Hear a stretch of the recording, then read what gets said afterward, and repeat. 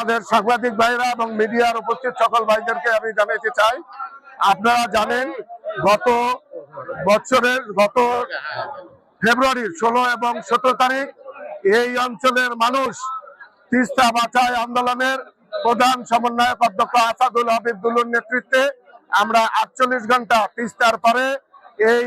Mega প্রকল্প বাস্তবায়ন করে তিস্তা তীরবর্তী এবং বৃহত্তর রংপুরের যে 5টি জেলা এই তিস্তার করাল গ্রাসে যারা ক্ষতিগ্রস্ত সেখানে আমাদেরকে রক্ষা করার জন্য এই আন্দোলন কর্মসূচি শুরু করেন এবং এই আন্দোলন কর্মসূচির প্রধান সমন্বয়ক অধ্যক্ষ আসাদুল হাবিব দুলুর নেতৃত্বে এই কর্মসূচি চলছে। আমরা চাই এই অন্তর্বর্তীকালীন সরকার অবিলম্বে এই কাজ শুরু করবেন,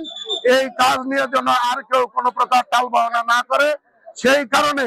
অবিলম্বে এই তিস্তা মেগা প্রকল্প বাস্তবায়নের দাবিতে আজকে আমরা জেলা প্রশাসকের মাধ্যমে আমাদের স্মারকলিপি আমরা প্রধান উপদেষ্টা বরাবর প্রেরণ করলাম এবং আগামী 9 তারিখ এবং 11 তারিখ এই আন্দোলন কর্মসূচি আরো আমাদের রয়েছে। আমাদের উপজেলায় বিক্ষোভ কর্মসূচি রয়েছে